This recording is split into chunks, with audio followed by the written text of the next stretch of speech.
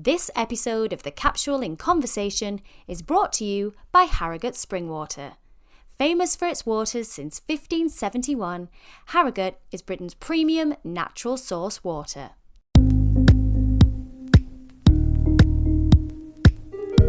Hello everyone and welcome back to the Capsule in Conversation. I'm Natalie Anderson and today I'm talking surviving, thriving and the throes of early parenting with actress and singer Victoria Ekanoye. So sit back, relax and get ready to join in with our conversation.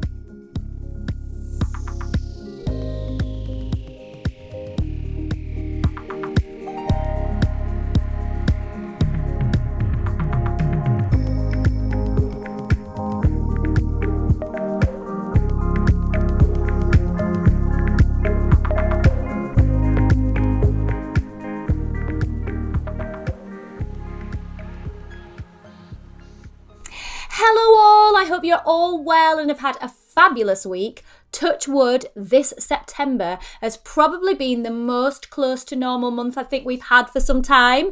And I have to say, I have really enjoyed it. It's funny that only now as we've got back into a routine, I can really realise just how much chaos we've had over the last 18 months. It's been an absolute whirlwind and a shock to our systems, to say the least. We've all had to try and adapt to the twists and turns of the pandemic, and my guest today has had it doubly hard as she's also become a new mummy during that time. Safe to say it's probably been a little bit of a baptism of fire. However, this super talented woman is no stranger to challenge and change, having forged a hugely successful career on both the West End stage and on our TV screens. She is an uber talented, tough cookie. It is the gorgeous Victoria Ekanoye. Hi, Vic.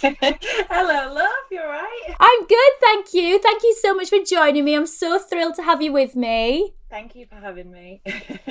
Now, most people, Victoria, will know you for your brilliant roles as Angie Appleton in Coronation Street and the Queen's Secretary Rachel in The Royals, alongside your awesome performances on Celebrity X Factor, which were amazing. But your career actually began in the West End, didn't it? Yes. Oh my gosh. It was 2007. Oh, that feels so long ago now. But yeah, I started in The Lion King. That was the beginning for me. And I felt like, if I'm honest, that was kind of my training. You really had to hit the ground running. And I didn't take, the traditional route of getting into the industry. I didn't, we couldn't afford for me to go to drama school, and I didn't do it that way. I went to an open call. And Lion King are one of the only shows that were doing that at the time as well. I was really lucky. Pippa Alien, who's an incredible woman, she was the casting director at the time. She took me under her wing and gave me a chance, gave the little northern girl a chance. And as you said, that was in 2007. Now, am I right in thinking you didn't really tell people about that job for about 5 months because you thought they might change their mind? Yeah. It's really bad. I don't know. I had this thing. It's probably still a little bit in there as well, but I kind of had this thing where if I got a job and obviously the contract signed, I'm probably already rehearsing. I'm in the show. I'm definitely in the show. But I'm just like, maybe they made a mistake.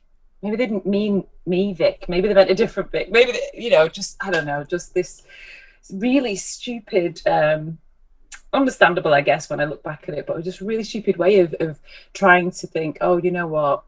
Maybe I shouldn't be here. Maybe it's, you've had all this training and people spent years and thousands doing it. I guess at the time I just felt like I had a bit of imposter syndrome. I was just about to say that imposter syndrome that rears its ugly head. We talk about it a lot on this podcast. And I think women in particular really suffer from that. And I don't know if it's like we shrink ourselves. It's like we make ourselves little and we kind of go, I'm not going to get ahead of myself and I won't get too big for my boots, or you're like, get ahead of my station. And it's a really weird cultural thing, I think, particularly in our country. Yes, you know what it is? We're very self-deprecating, and I think that I definitely think it's more women. I think it's guys too, but in a different way. And I feel like there's the bravado with the guys. So they're kind of like fake it till you make it. They don't care. They just, do what they feel at the time. But I think with women, we're just that little bit more sensitive. and feel like we don't want to offend, we don't want to come across too brash, because I think that can be the case at times. Like you might have a really strong and loud and bubbly personality, but you don't want to alienate people. So, and then at the same time, you actually might be a bit of an introvert, but you feel like if you don't show some sort of extrovert characteristic, you might not fit in. So it's really hard. You're constantly second guessing yourself and trying to work out which version of you is going to work best for the situation that you're in, which is really sad. Really, you should just be who you are, you know. It is, but it's like what we've just said then, you know, there's a saying, and I've spoken to lovely Jill Ritchie about this, who's a brilliant psychotherapist and coach. And, you know, she has a podcast called She Loves Herself. And I was like, I love the title of this podcast, because from young kids, young girls, we're told that, oh, if she loves herself, that's a really bad thing and that's not a good thing. Whereas actually nowadays I feel like we're moving in a different direction, and that it's okay to love yourself. It's okay to celebrate yourself, and it's okay to put yourself out there. But it wasn't like that though, was it, a good 15 years ago? Not at all. It was seen as, oh, she thinks she's something special, or, you know, she's big-headed, or it wasn't seen as, you know, self-love is so important on so many levels, because also you're setting a precedent for how other people should treat you and how other people should respect you. But there was a time where you literally, like I said, you had to be quite self-deprecating, you had to be very humble. And I've just always operated that way, and it's not really a good way to be, I think, in the long run. But then on the surface, when it comes to, I guess, I don't know, when you're having interviews or when you're having discussions where you're trying to sell yourself, I think that's what it is. We don't like to sell ourselves. I think it's very different in the States. They're like, I do this, like 1, 2, 3, 4, all off before you even say, okay, and your name is. And in a way, I kind of admire it, because they just put themselves forward and go for what they want. Whereas like, oh, you know, I sing a little bit, and then your friend would be like, no, she's in the West End. You know what I mean? It's that you downplay your achievements. It's crazy. But you're right. It's I don't know. I felt the change, and I really love the change. I'm so pleased that people, mainly women, but people are just feeling like it's okay. It's not just okay. It's really important that you love yourself and you push for yourself and you champion yourself. You have to back yourself, you know, to get ahead in any walk of life, not just in our industry. And to feel comfortable in yourself as well, you know, in those early days, because you went through the show and you moved into different roles. You know, you started as Nala and then moved into being Sarabi. I mean, did you find that the community element of The Lion King, which I know is a huge thing actually, and you know, when you've been part of The Lion King, you're kind of always part of it. Did you find that being with those kind of people, those more like-minded people, I suppose, did that really help you to flourish and grow and have more confidence in your own abilities?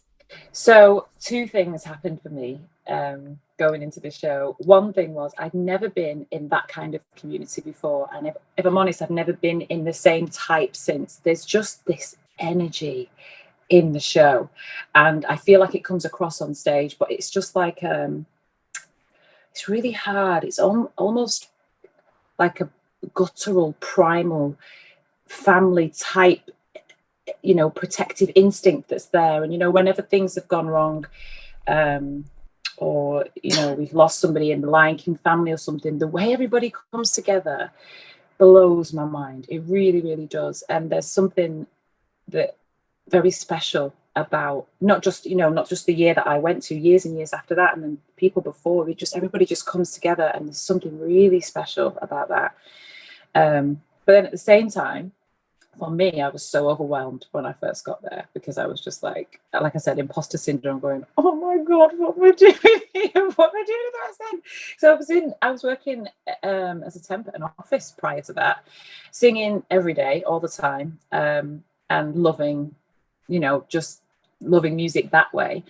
And then I got into the show, and I'm surrounded by so much talent and so much confidence, and just felt really small, like, oh my God, just felt really confident in my own ability, but not compared to everybody else. And you shouldn't compare yourself. I think it's just natural to do that.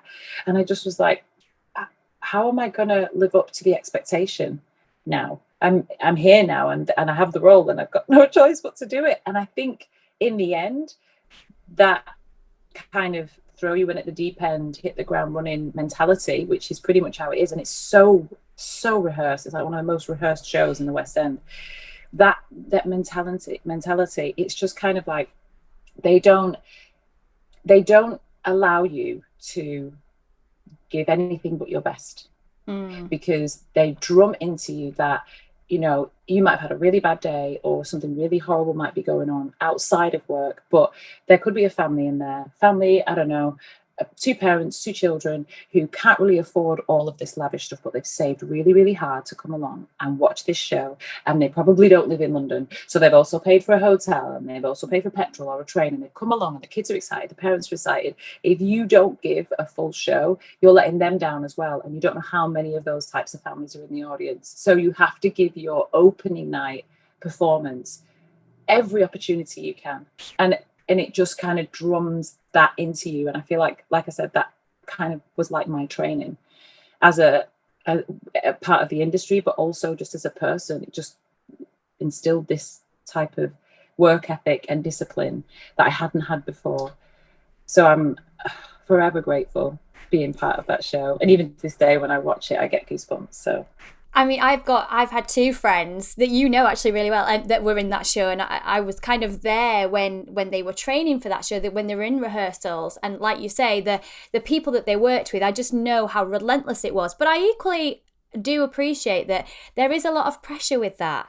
And now, you know, during your early 20s, you found out you had sickle cell anemia, and one of the biggest things with that is fatigue. Now, how did that manifest? And like, was that during that time, after that time? How did that work for you? Because that must have been like so difficult. I didn't tell anyone. And so there was that on top of it, really. I think that was the hardest part, because I already felt like I was on the back foot, because I hadn't, like I said, had this training like everybody else had, or at least the experience like everyone else had. I felt like I didn't have that. So I already felt like I was on the back foot, and I didn't want for people to kind of be like, oh God, you know, kind of maybe agreeing with my feeling of maybe I don't deserve to be here kind of thing. So I didn't want them to also think, oh, she's got this condition, this is going to be a problem. So I really just had to manage it in silence, to be honest. And it was 2004 when I was diagnosed with it fully, because I've always had it, but wasn't aware of the extent. And obviously it's a progressive condition as well, so it does get worse with age.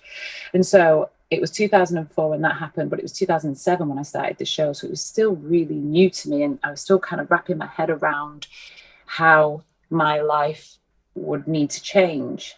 And I think even at that point, I hadn't made the right changes. If I'm honest, I hadn't yet fully accepted, I guess, that I had it, and that it was something that I had to, I guess, think about before making pretty much every decision that I make.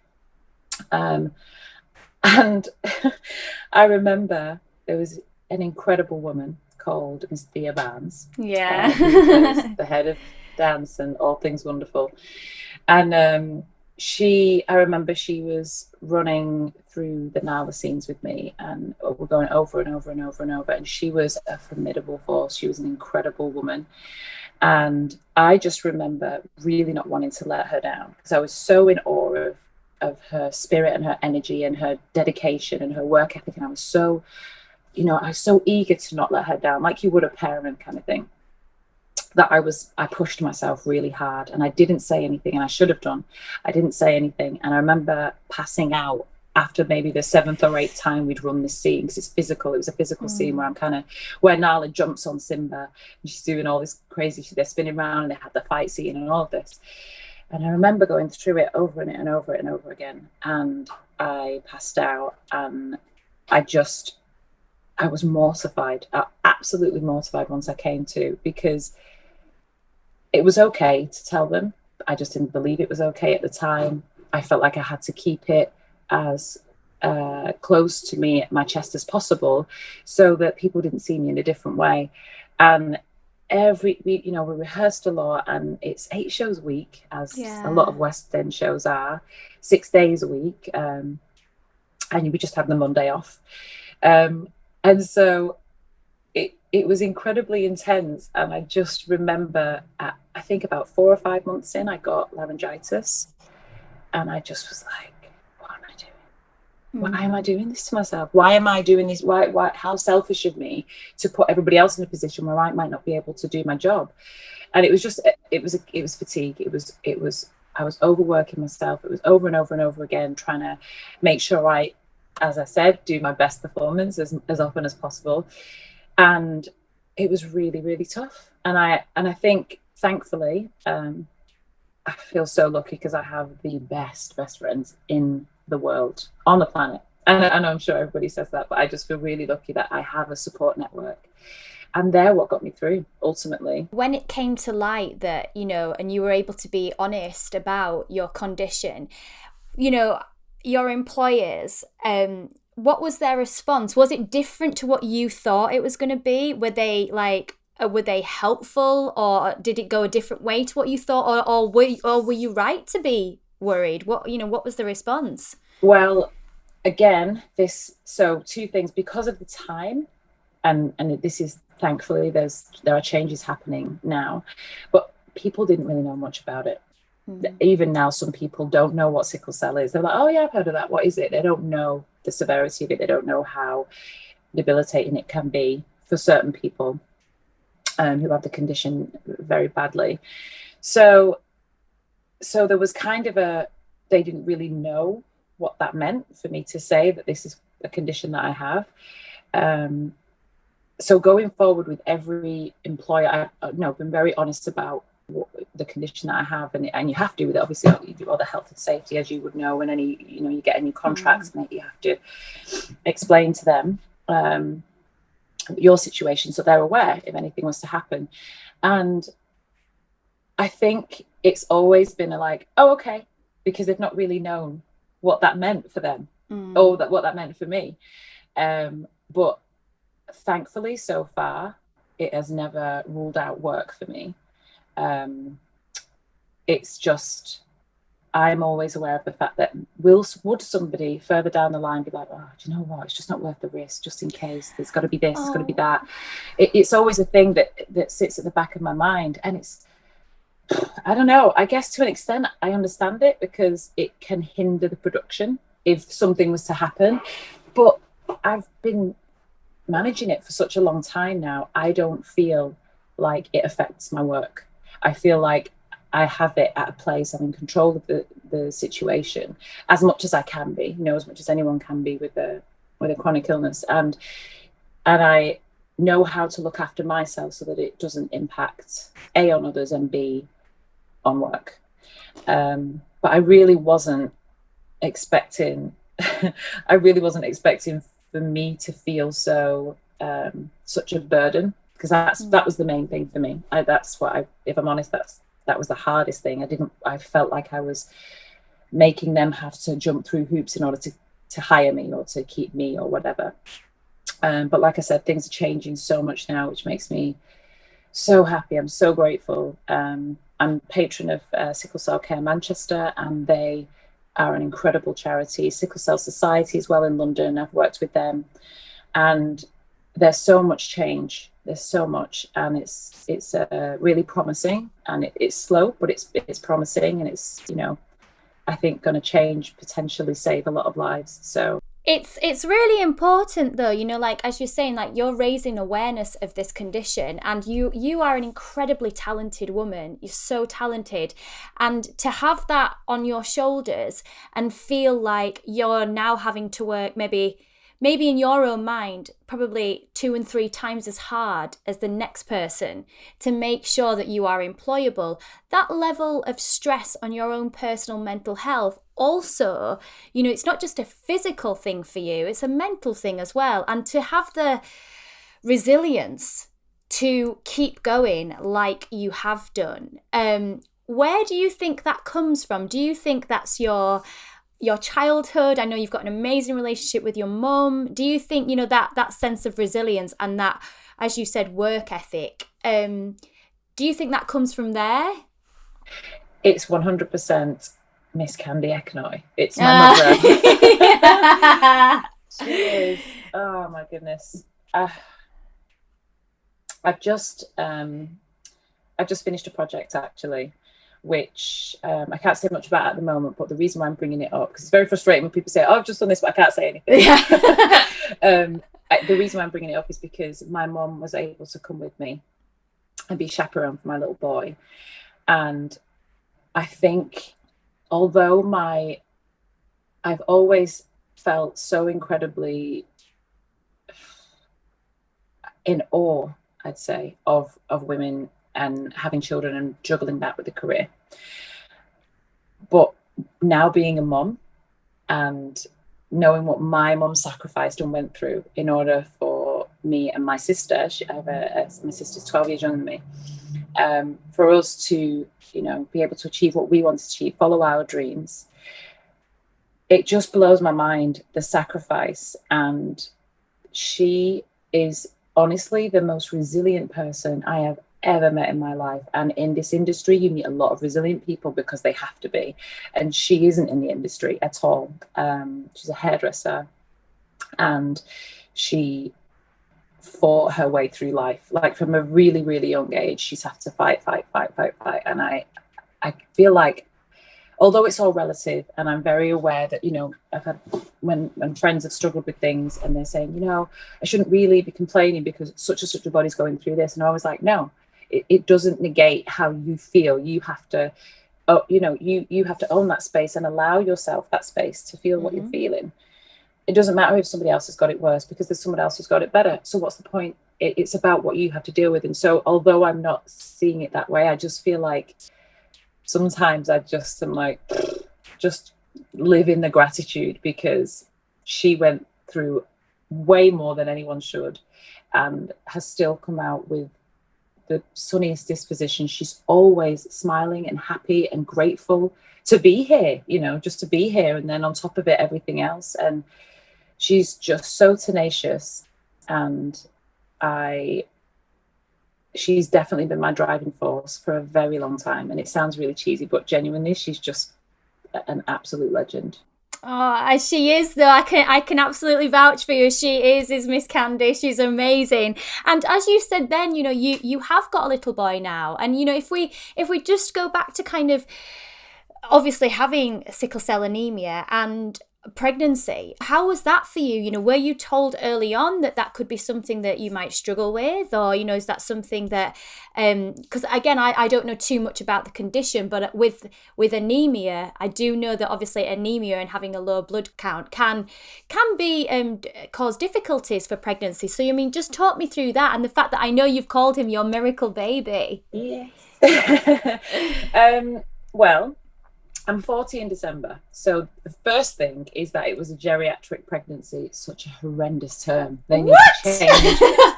So basically, if you're over 35 and have a baby, it's termed a geriatric pregnancy. Oh my God. I didn't even know that. That's crazy. Geriatric. I'm like, huh? Anyway, there's that. So already there's complications, I guess, with age. And so they already treat it as a high-risk pregnancy. Mm. And then on top of it, obviously, the sickle cell. And so I just assumed that we would need help in order for us to have a baby.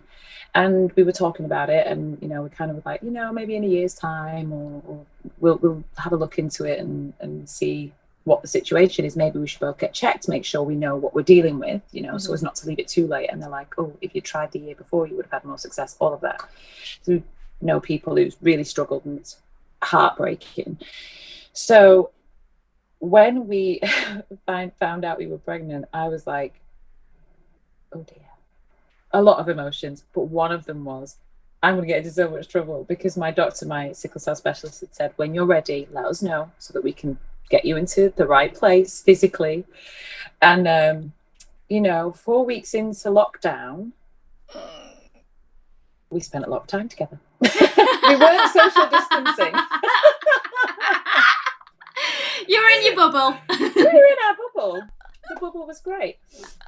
So we, we were taken aback, but it took all of about 5 minutes after we saw the strip with the line. We just burst into hysterical laughter and we're like, okay, we're having a baby. And, it's such a, for anyone who's had a baby, they know this, but it's like, it turns your world upside down, inside out, in the best way. Nothing can prepare you for how overwhelming it is, but no one and nothing can prepare you for how incredible it is and how amazing it feels. And I think with the sickle cell, it just had that little bit of cloud. The sunshine was big and great, and we were so happy, and the whole family had that to focus on with it being in lockdown.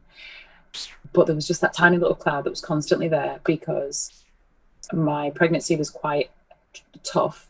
I had to inject myself every day in either my stomach or my thigh for 7.5 months. It's called heparin, but basically it's a anti-clotting medication.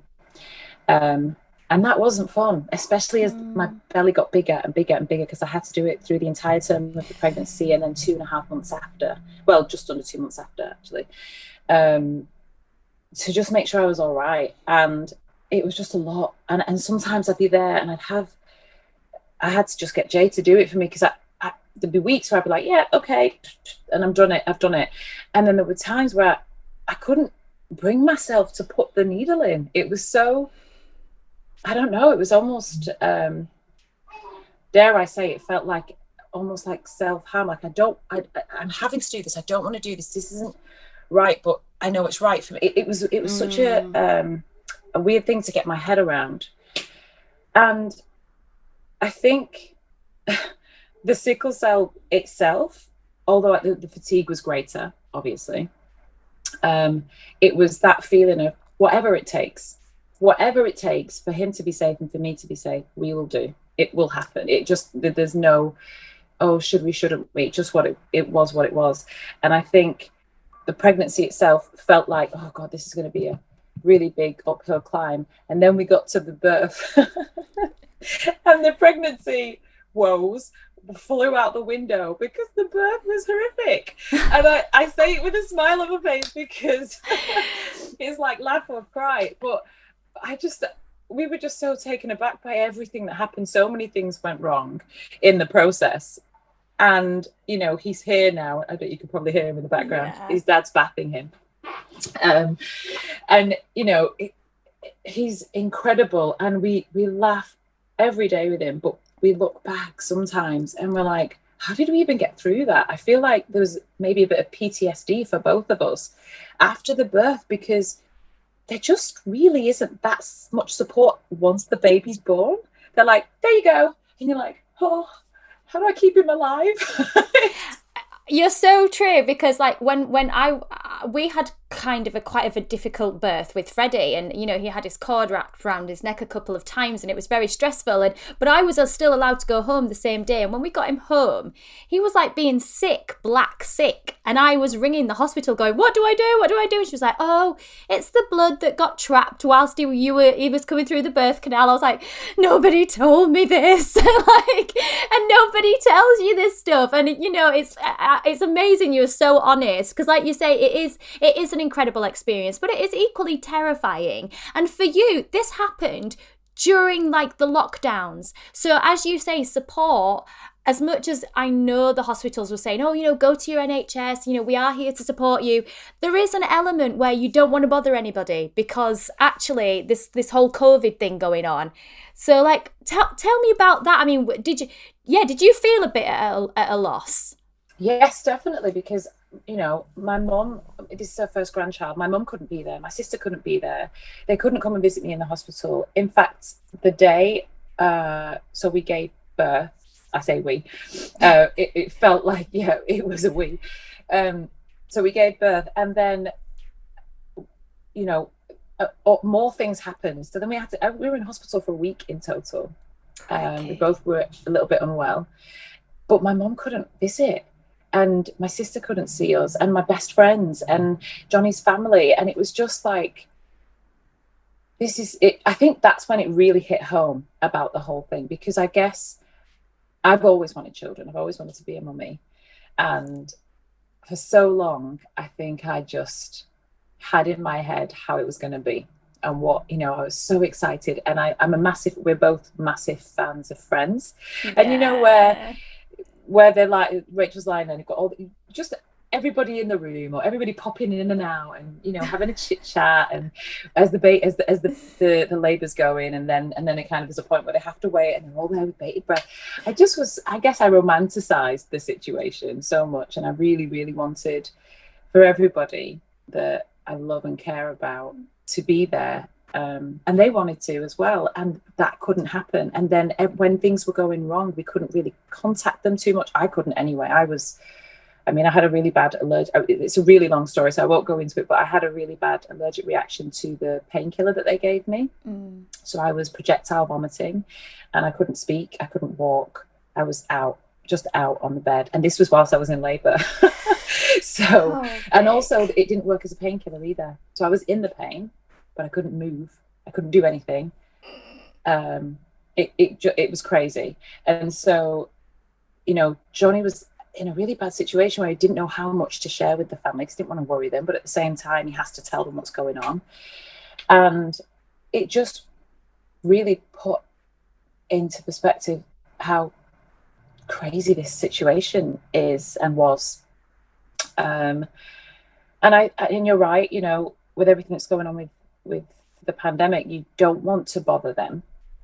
But at the same time, you also don't want to necessarily go into hospital, because maybe people with COVID are in the hospital. So you don't want to put yourself or your new baby at risk, and your partner and your family and everybody else. It's such a crazy time having a baby anyway. But then on top of it, COVID was a definite extra seasoning that I was not expecting to have. But as you said, you have moved through that. You have managed to get him home. Your mum has been with you. And so, but rightly so that you would think, actually, we probably need to kind of reflect on that experience, because you are probably right in the sense of having some kind of stress, implications and trauma implications, because it was a very different experience for lots of people. As you said, you couldn't necessarily have everyone with you. But since then, something that I find incredibly interesting, and I want you to talk me through, is the stem cell banking that you've done with the baby. Because to explain, I've heard about this before, but I wasn't really sure exactly what it was. But I know for you, it's about a lot of it about preventative illness and looking after him. So talk me through it. So, such an amazing company. And they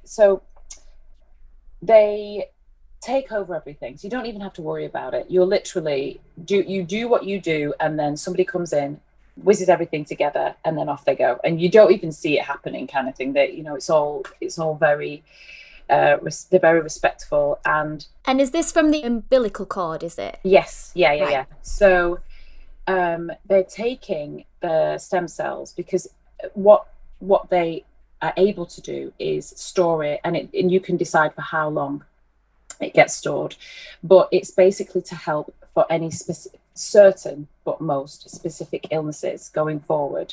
And because it's the umbilical cord is obviously from your baby, and then it can potentially help you and their siblings and anybody within that blood mix, I guess. Mm-hmm. And it's incredible, because they've had, I can't even imagine how many people have now come along and I didn't know anything about it before. I had no idea that it was even possible, but you are able to store that. So in the future, if there's anything wrong, it's like a safety net, I guess, on top of all the other medical interventions that you can get through, whether it's drugs or surgery or whatever. But it's just that little safeguard on the side. And Stem Cells have, the company, have been incredible, because we just were so overwhelmed with everything else going on. For them to kind of come to us and take over the whole process, and then whenever there's a problem, they've helped people with COVID as well. It's like a regeneration for your cells, for your body. And I mean, I hope we never need it. I think that's what it is. It's a deposit in a bank that you hope you never have to withdraw from. It's that kind of thing.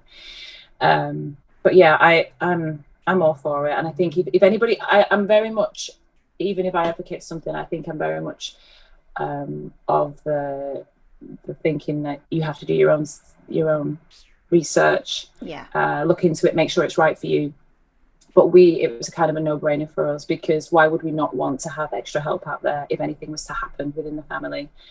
But it's been incredible seeing how much help, you know, they can give families. I mean, that's so interesting. And as you said, you know, already knowing in the back of your head that you already were suffering with a health condition, and that potentially that could go into more research being done for your particular family, or something that like, okay, we need this cell and you've got it there, and, you know, going forward. And then even if it's not you, if it's your grandchildren, even, you know, going down the line, it is an incredible thing to look into. And one of the other things I wanted to talk to you about, Victoria, was that I know that you work a lot with Prevent Breast Cancer, the charity, and obviously, you know, only a few weeks ago, we very sadly lost Sarah Harding to breast cancer. And, you know, tell me a little bit more about some of the work that you do with that charity. And because obviously I think the passing of Sarah really brought it home to us. I mean, she's the same age as me, probably just a year older than you. And I know for me, it really hit home just how, you know, just how important it is that we must check ourselves, and that we're not, just because we feel younger, we're not immune to these conditions. You know, talk to me about the work that you do. Well, Mum and I are both ambassadors, both patrons of the charity. My mum, again, centre of everything, is an incredible ambassador, because she had breast cancer, and, you know, her survival, everything good that come from it has come from it, and she's been able to help so many people, and she does her talks, and the one of the very many amazing things about Prevent Breast Cancer and the team there is that they're the only UK charity that are working on preventing and predicting, rather than, you know, sadly, if it does affect you in your life, whether it's yourself or a friend or family member, dealing with the after effects of having it. They're dealing with trying to look at your family history, your lifestyle, the percentages, the chances of you having this, and they're looking at trying to eradicate it eventually, obviously, but it's a very, very long process. And I think the initial I guess the seed was planted at the very beginning when they spoke to me about the fact that they want to try to have women really, really take ownership of how important it is to check yourself. It's not just about going to screenings, because there's time in between screenings, and we know our bodies better than anybody else. And so that doctor will have seen X amount of people that day, and they have markers as to what it is that they're looking for. But you know the changes more than that. You could have had a lump that, you know, has been there for 5-6 years and it's benign, and you know it's okay. So you know, okay, that one's there, okay, fine, and then you check the rest and you're okay. Whereas they won't know that, so then they go in, and that's the I guess that's them seeing it as a blank canvas. So it's really important that you are constantly aware. And I'd say once a month is probably a good way, because I feel like if you're feeling every day, you might not see the changes. But once a month, and put it into your routine like it's just a normal thing that you would do. I don't know how often people wax, or how often people do get their nails done, you know, whatever, infills or whatever it is that they do, but it has to go into your routine, just because it's more important actually than any of those things. And actually a lot of people don't realize, but men can also get breast cancer, and I think it's always alarming to men to realize that that's the case. You know, I think it's I haven't looked at the figures in a while, but I think it's like 1 in 1,000 men and 1 in 9 women about that. Big difference. But 1 in 1,000 is still a lot of people. Yeah. Do you know what I mean? And so it's important that we're constantly checking. And this is one of the things for me with them. They were like, you know, you have to take ownership, looking after your own body, checking your own body constantly, so that even when something happens, you get it as early as possible. Because the earlier you get it, and this is the case with a lot of conditions, but the earlier you get it, the more treatable it is, and the more chances you have of surviving. Thankfully, my mom, she's talked about this before, so I know she wouldn't mind me saying, but she actually went, she didn't even go for that. She went because she was having problems with her arm. And she's like, oh, whilst you're here, I'll check. She's a hairdresser. She had that kind of a repetitive strain injury type thing. She's like, whilst you're here, I'll check your breasts. We're trying to make sure that women are getting checked more often. And she found a lump. So had she not gone, and that wasn't, that was 2003.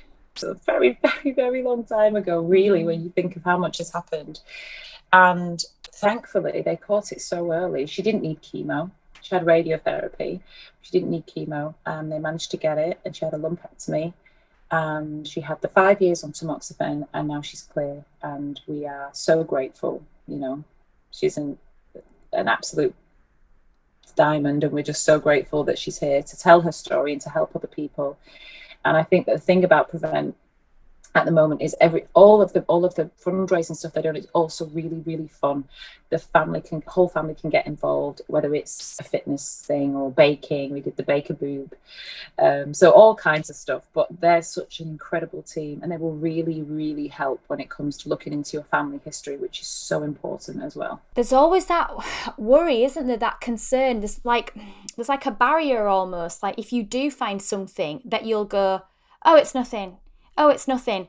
And I think a lot of people are frightened of the reality, but actually trying to get past that wall and actually get through the door to the doctor is so much more important, because better to live kind of knowing what you're dealing with than always having it like a worry in the back of your mind. I'm very much like you. I'm like, if you notice anything, then go and get it sorted out as soon as possible. It's life-changing, life-saving as well. And so, for you guys listening at home, if you are noticing any changes or there's anything that you're worried about, please do go and visit your doctor. That is what they are there for. And if for any reason they don't listen, go and get a second opinion. It's really important that you do take the time to look at your own body and to, as you said, Vic, just prevention or catching it early is the key to survival. And I'm so thrilled for you and your family, and for your lovely mum as well, because I know she does so much amazing work. Just going back to you and to your career, as we said in the beginning, you've done so many incredible things. You played Angie on Corrie and Rachel in The Royals, and then you've got these new things coming up. You've was in The Worst Witch, and what other things are you looking to do next? Because it is difficult when you have a baby as well. Have you found that you've started to kind of narrow down what you want to do? I wish I could say yes to the narrowing down. I think my mind just gone, ooh, what about, ooh. Yeah, with Theo, I think it's definitely made me go, okay, I need to kind of draw in my focus a little bit, because before, oh my gosh, I feel like he's really become my anchor. He's centered me, because I'll be here, there and everywhere. And I quite enjoyed that. I quite liked the here, there and everywhere of my life with my career. And people ask me this a lot, whether I want to pursue singing more or acting more, or which one I prefer. And I genuinely can't tell you, because it just depends on the project. And I will always, music's definitely my first love, because I've been singing since I was 4, and it was essentially what got me into the industry, because getting into Lion King, and that's where everything began for me all that time ago. So I'm writing music, and I'm working on a few a few tracks with different producers, which is really fun and very actually quite therapeutic and cathartic, which is quite nice. And I think with that, it's great because I can do it in my home time. Like I can be here and do it. You can do it remotely. Sometimes we're in the studio, other times I can work and you know transfer files and things. And so that's really great because I don't feel like I have to take time away from Theo. I don't want to miss anything. I don't want to miss a single thing, which is why, even though I was going for 2 weeks, I had to have him with me. He's 8 months now, but there was no way I could be away for that long. Oh my gosh. So it's really nice that I can be around as much as possible. And I know there's going to be a day when I have to put him into creche and put him into school and all that kind of stuff. I'm like, just pretend it's not going to happen soon. And then as far as the acting goes, I mean, I feel really lucky because I have my mum who, now that she's retired, and, you know, her purpose, her words is Theo. Like she's just said, you know, I've got my girls and now you've given me a new purpose, and it's just the cutest thing in the world. And they've got such a great bond. It blows my mind, honestly. He laughs the most when he's with her. He laughs the most when he's with his grandma. He's obviously Johnny's mum Sue is just the brightest light, and she's so lovely, and they get along, which is really, really nice. And when everybody's together, it just fills my heart so much. And I think being able to work and know that he's with one of them, or, you know, with the people I know that will love him and keep him safe as much as I would, really is a blessing, because I know not many people, well, not a lot of people have that. You know, it's not as easy as that. It can be that they don't have a family member. It has to be that they go to a babysitter, or they have to get a nanny in, or an au pair, or whatever their lifestyle is. And so I feel really lucky that were I to get into something long term, I know that I could rely and feel comfortable with being apart from him for the day, because I know that, you know, family will look after him. And like I said, the project that I just did, it was really intense. They condensed all my scenes into about 10 days. And it was really, really long hours, but it was amazing to be able to do it. Did you feel, I literally threw myself back into work when Fred was 11 weeks old, so I didn't really take any maternity leave at all, and it was chaotic, and I paid for it in the end. You know, it came back to bite me in the bum, and I ended up having to take time out because of that. But did you feel the nerves of going back onto set as a new mum? I think you either go two ways. You're either like, oh my God, super nervous, or, oh my God, this is nothing, because I'm telling you, juggling the baby is like, I'm Superwoman, I'm amazing. How did you react to it? I'll be honest, it was the latter, but it was simply because everything had been so traumatic. I genuinely was like, what?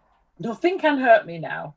Like I that was horrific, and I wish I could have a different word to describe the birth, because it was, of course, it was beautiful, and having him, you know, pulling him up, because in the end I had to give him a helping hand to get him out and onto my chest, and just that is a memory I'll never forget, and Johnny will never forget.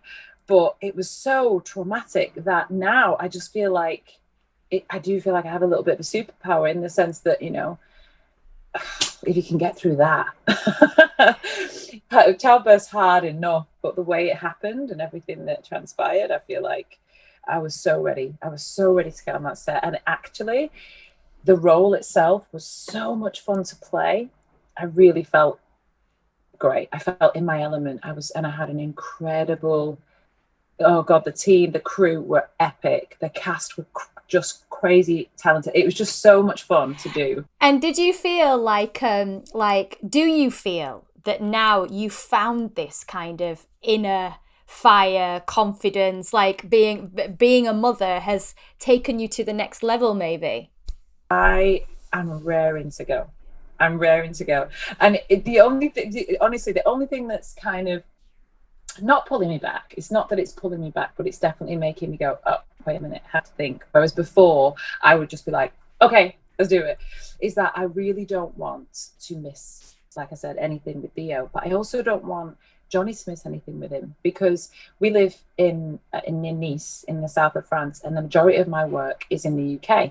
So anything that I film, whether it's, you know, another country or wherever, it's probably not going to be here. So I always have to think about the fact that the family comes first, and we have to make the decision together and make sure that everybody's comfortable and okay with this scenario, because I don't want, God forbid, it would break my heart if I was on a job and Theo took his first step and Johnny missed it. I'd be devastated. And to be honest, when I think about it, that could happen if I was just at the shop and Johnny was here with Theo and he took his first step. So, but I just think I'm trying to minimize the chances of that happening. But other than that, I am raring to go. I feel genuinely like I've never felt more comfortable in my own skin, and that's down to my boy. I don't know what happened. I don't know what the change was, but I just feel like a different version of me. I hope it's a better version of me, and I feel like that hopefully will definitely translate into my work. Oh, I'm sure it will. And just before we have to finish up, oh, I love that, Vic. That's such a beautiful thing. But before we finish up this series, I'm asking all my guests, so what one thing would they add into our wellbeing capsule? And it could be a product or a practice, but it comes highly recommended by you. Okay. So this can be either yourself or with your partner, or a friend, however you want to work it. But you need one day a month in the calendar where you don't look at social media and you don't do anything for other people. You do a self-care day, and it's one that you can look forward to each month. And I know that, you know, on a weekly basis, daily basis, you can do little things, but I think there needs to be a whole day where, you know, from the beginning when you wake up and it's in your calendar, almost like it's an out of office. Yes. So don't hassle me on this day, because I feel like getting back to the middle is so important. And it's like a reset button. And if you don't, sometimes you can just get so overwhelmed with everything that's going on. And it's really hard, I know, to make that happen every time. But you have to prioritize your mental health. You have to prioritize your physical health. And actually, if you get that chance to do that for yourself, it will affect everything else positively. Your relationships with other people, your relationship with yourself, your work, whatever it is you're doing.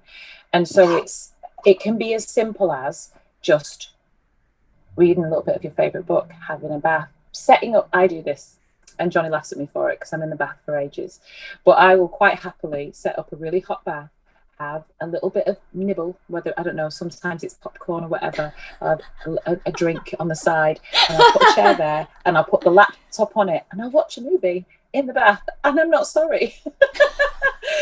I think, I don't know. And it's like, does the water not get cold? I'm like, yeah, just empty a little bit out, put more in. I don't do it every day, so I'm trying not to waste the water. I don't do it every day.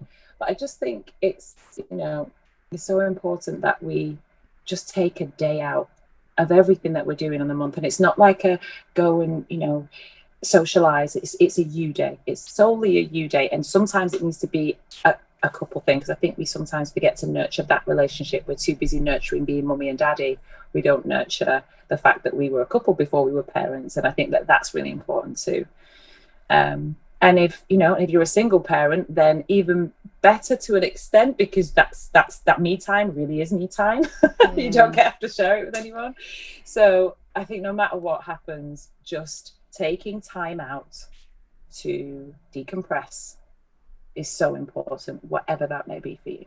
Oh, thank you so much, Vic. You've been an amazing guest. Thank you so much for being with me today. It's been brilliant. Thank you for having me. Oh, guys, I hope you guys at home have enjoyed our conversation too, and that it's given you a little bit of you time. Yes. Leading on nicely. and that you've actually found some of the things that we've covered today really helpful. If you'd like to find out more about Victoria's work with Sickle Cell Manchester, then please visit www.sicklecellmanchester.co.uk, where you'll find lots of help and support there. And you can also visit www.preventbreastcancer.org.uk for more information on breast cancer care and prevention. If you'd like to keep up with lovely Victoria herself, you can find her on Instagram at Victoria Ekanoye. She's there. She's got all her lovely things going on. You'll see her lovely boy as well and her lovely family.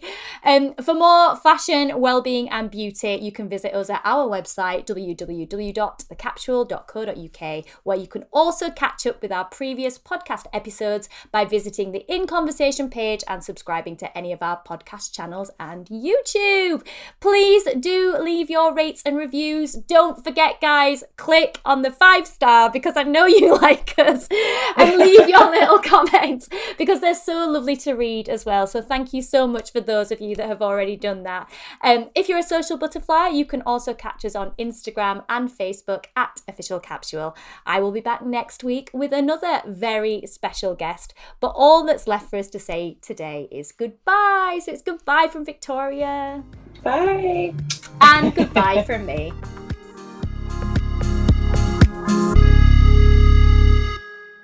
This episode of The Capsule in Conversation was brought to you by Harrogate Spring Water. Bottled at source, Harrogate Spring offers a pure, refreshing taste with a delicate blend of naturally occurring minerals and electrolytes, perfect for healthy hydration.